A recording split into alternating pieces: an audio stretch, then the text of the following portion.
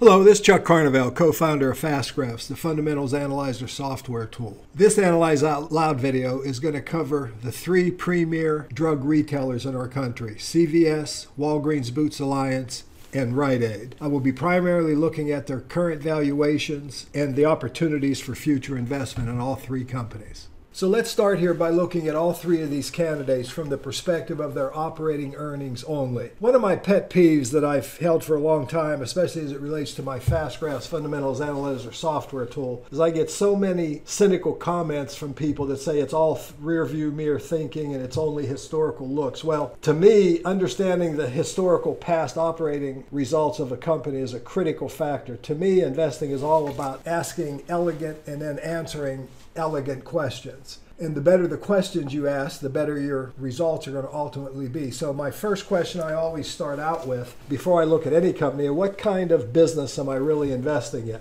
So when I look at CVS here, I see a operating earnings only. That's what the orange line is, and this represents the theoretical fair value of the company.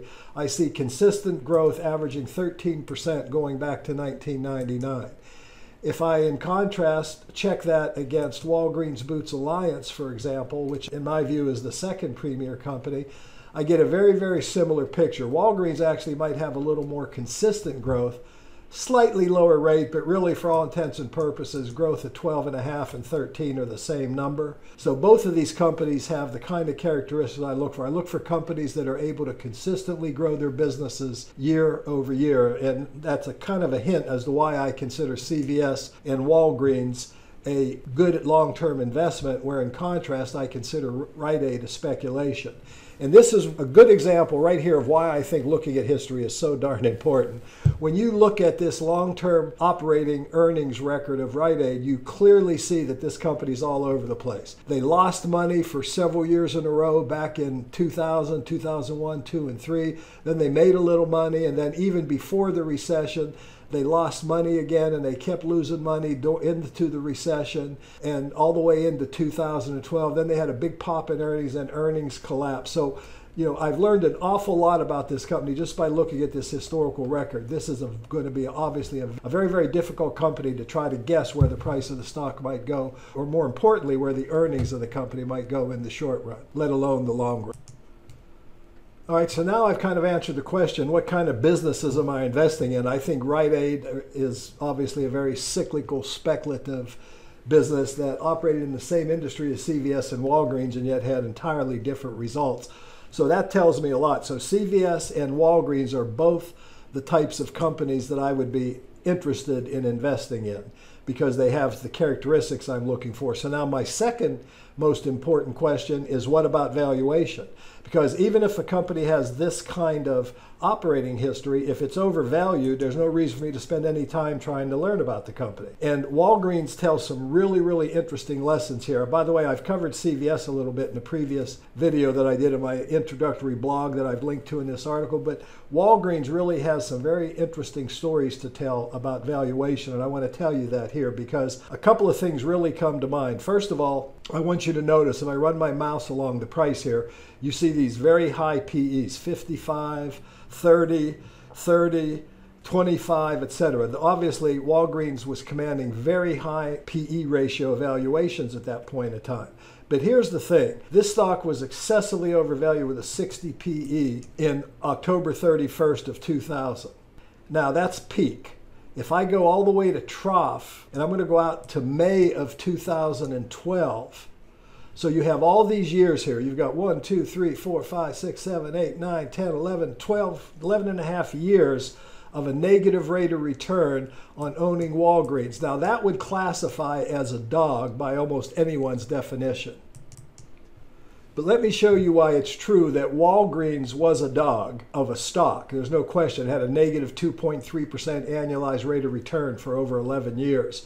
You'd have lost a third of your money holding it for 11 years. But Walgreens stock was a dog. But let's use the slider here and let's go back in time and let's look at Walgreens historically. Now what's interesting about this, and the critical important lesson on valuation here, is that if I take price off of this graph, I want you to notice that Walgreens grew earnings at 12.2% per annum. In other words, Walgreens, the business, did great over this period of time. But when I put the price back on, I discover that we have this negative rate of return and strictly attributed to valuation. It had nothing to do with Walgreens, the business. The business did great. In fact, when I put dividends and the dividend payout ratio on here, we also see that Walgreens increased their dividend every year during this time. So the bottom line here is that valuation is a critically important consideration. And so when I'm looking for the question, is the company a good company? I'm looking at the historical operating results. But before I'm going to spend any time researching the stock, I'm going to check valuation. Oversimplistically stated, is the price below the orange line or above the orange line? And perhaps even the blue line, because that's another valuation reference on the graph. You can see all this is telling us is the market has historically, for a significant portion of the time, put a very high 20 multiple on the stock. But then when I change time frames, you see that that multiple changes, and even when I get into shorter time frames here, we get to the point where Walgreens is trading somewhere between 15 and 16 times earnings, and it's currently only trading at 14 times earnings. So that makes it an interesting candidate. Now, when I go into Rite Aid, in contrast, and look at Rite Aid from the same perspective, first of all, I don't like the business. The business is all over the place. When I look at the stock price, I mean, if you look at a real long-term hold here, this has turned $10,000 into less than $1,000 over this almost 20-year period. This is not obviously a buy and hold investment. And this is another lesson here. Buy and hold, people say buy and hold is dead. Buy and hold Rite Aid, you'd be dead. But if you buy at value and hold a good quality company, you can actually make a lot of money. Now, next, I want to move into forecasting in the future a little bit. Rite Aid, is a cheap stock from a price point of view, not value, but price. It only trades at $2.31. But the PE ratio is not even calculable because they're expected to generate negative earnings. And you can see their earnings have been in a downtrend. If I shorten this graph a little bit, it'll be easier to see. This company's earnings have been in a heavy downdraft, since 2013. So this is purely a speculation. Now, when I look at forecasting, there are a set of analysts that are expecting an enormous growth, to where you would see earnings maybe of 17 cents by 2021. But that would still be a very, very high valuation for the stock. You couldn't even calculate a PE. So this is a speculation on the virtue that the company has a very low overvalue. It's only a $2.4 billion company. It does have a lot of debt. That would have to be added into a purchase price if you were buying it at its economic value. But it's purely a speculation. It is not the kind of company I'd want to buy and hold. I might only want to invest in Rite Aid if I was considering or looking for a quick rate of return or a speculation, where I thought, hey, maybe somebody will come in and buy them and I'll double my money. Now, when I look at a Walgreens or a CVS for that matter, it's a totally different story altogether. What I'm looking at here are companies where the consensus estimates are very promising. There are 18 analysts think this company is going to grow by over 12%, almost 13% in 2018. And then if it just traded at a 15 PE, in other words, we just got a little bit of PE ratio expansion, we'd have a 25% rate of return for this year, and it would still average over 17% over 2 years. Now let's move then to CVS and kind of finish up this. CVS has similar characteristics. The valuation is low. It's worth me spending the time to research, which I'll cover here in a moment. Future rates of return potential are very similar, if not almost identical, than what we saw with CVS, again, based on valuation and expected growth of these analysts. And these analysts are the ones that are constantly evaluating and managing the company. So when I look at this, and people are worried about the Amazon effect, Amazon's not selling prescriptions right now. CVS and Walgreens are. But the point is, I've answered the two most important questions. Is this the kind of company, does it have the historical operating history and dividend growth that I'm looking for? Walgreens and CVS fit that bill. Then the next question is, as I already answered, is it fairly valued? It's below the orange line. It's only trading at a 13 PE. That's historically very attractive. And at other times when you could buy it at a 13 PE, you can see that you could make some really excellent money in a very short period of time. Like here's 12.5 earnings, and by the time it peaked in the next 4 or 5 years, you'd averaged over 30% a year. So that's a really good valuation. But here's the key. What I've done at this point is I've come to the conclusion that this company is research worthy. It's a company, the valuation is low. I'm not worried about the price falling. I don't consider the stock a dog any more than I do Walgreens, because I considered it way overvalued back here in 2015, as I talked about in the article. So a little bit of flattening of earnings. There was some vulnerability to bad news here. I talk about that a lot. And then the stock reverted to the mean. It's, to me, everything here is logical. And now it's gotten a little overly pessimistic, and we've got this great opportunity. But here's the key. This tells me it's worth researching. Now, I've also designed fast graphs to make that research process easier. You can go here and hit things like the external links. You could go, for example, directly into Seeking Alpha. You can look at the company's earnings. You can look at, other articles that were written on the company. You can look at what the price is currently. You can get some other statistics. But there are several other links. I personally subscribe to Morningstar. I can go into Morningstar. It takes me, I want you to notice, directly to CVS.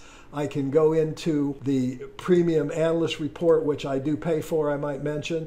And then here I get a reasonably current, this was December 8th when this analyst report was written here, and it talks about CVS, the opportunities, its economic mode, its valuation. In other words, I'm now conducting research because I've determined that the stock is reasonably priced. But the first place I usually go to is I'll go right into the company's website. In the case of CVS or any company, I go into their investor center, and right here there's the investor story. They talk about their business model, what it is, how many stores they have. I can learn a great deal. They talk about the things that they believe are going to be their growth drivers. They talk about how they're going to allocate capital. There's a couple of things about this that I might point out. They talk about increasing their dividend to reach their targeted payout ratio of 35% by 2018, and they're going to repurchase shares of up to $4 to $5 billion. That's important because the company's undervalued. Now, if it was overvalued, I wouldn't feel that way. And then next, I can then go into events and presentations here, and I can look at these different presentations. And one that's of everyone's interest right now is you can go into the investor presentation on the Aetna acquisition, and you're going to look at the same presentation that the analysts that are making forecasts are seeing. And here is where CVS will tell you why they think the Aetna presentation is good. And of course, companies are always putting on their best face, but the key point here is this. Once I've determined that it's the kind of company that I would like to be an investor of, then my next question is it research worthy? Is the valuation low enough for me to spend the time to research it now? Because I don't want to waste my time researching a stock. I wouldn't have wanted to waste my time researching CVS back here in February of 2015, only to face a 25% loss of my money over the next year and a half simply because the stock was overpriced. I hope you enjoyed this first installment of my series on principles of value investing. This has been Chuck Carnevale saying thanks for watching.